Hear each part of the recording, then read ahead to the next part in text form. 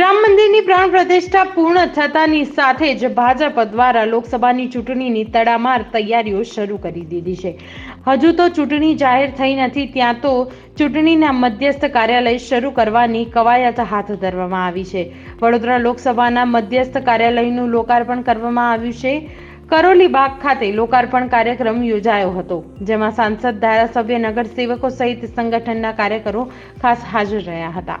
સમગ્ર ગુજરાતમાં આજે ભારતીય જનતા પાર્ટીના રાષ્ટ્રીય અધ્યક્ષ શ્રી જગત પ્રસાદ નડ્ડાજીની ઉપસ્થિતિમાં મુખ્યમંત્રી શ્રી ભૂપેન્દ્રભાઈ પટેલ અને પ્રદેશ અધ્યક્ષ શ્રી સી.આર. પાટીલ સાહેબની હાજરીમાં ગાંધીનગર લોકસભા સંસદીય મતક્ષેત્રની સાથે એક સાથે 26 સંસદીય મતક્ષેત્રના કાર્યાલયનું ઉદ્ઘાટન ભારતીય જનતા પાર્ટી દ્વારા કરવાનું આજે નક્કી કર્યું હતું અને એ પ્રમાણે આજે વડોદરા સંસદીય મતક્ષેત્રમાં આ ક્ષેત્રના પ્રભારી ભરતસિંહ પરમાર, પ્રદેશના ઉપાધ્યક્ષ બેન કૌશલ્યા કુમારી અને ઉપરાંત ભારતીય જનતા પાર્ટીના સંગઠનના પ્રભારીઓ, સંગઠનના સૌ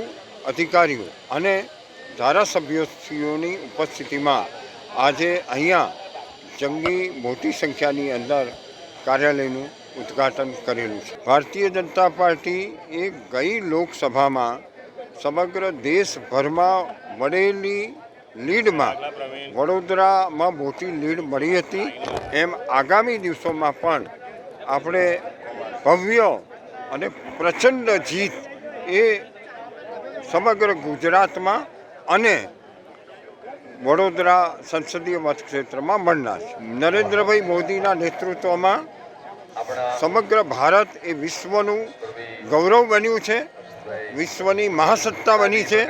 એ મુદ્દાના આધાર ઉપર અમે લોકો સમક્ષ જઈશું। ગઈકાલે જ રામલલ્લા અયોધ્યામાં બિરાજમાન થયા। આદરણીય પ્રધાનમંત્રી શ્રી નરેન્દ્રભાઈ મોદીજીના હસ્તે રામલલ્લા નિજ મંદિરમાં બિરાજમાન થયા। આજના દિવસે ગુજરાતના પ્રદેશના અધ્યક્ષ આદરણીય સી.આર. પાટીલ સાહેબ દ્વારા આખા ગુજરાતના 26 લોકસભાના ચૂંટણી કાર્યાલયનું ઉદ્ઘાટન થાય અને રાષ્ટ્રીય અધ્યક્ષ શ્રી આદરણીય જે.પી. નડ્ડાજીના હસ્તે આ 26 કાર્યાલયનું ઉદ્ઘાટન કરવામાં આવે, એ આજનું આયોજન છે।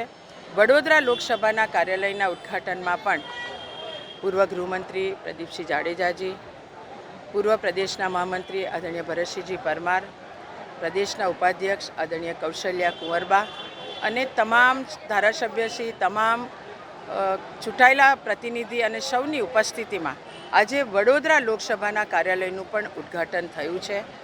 સૌ કાર્યકર્તાને ખૂબ ખૂબ અભિનંદન, ખૂબ ખૂબ શુભેચ્છા પાઠવું।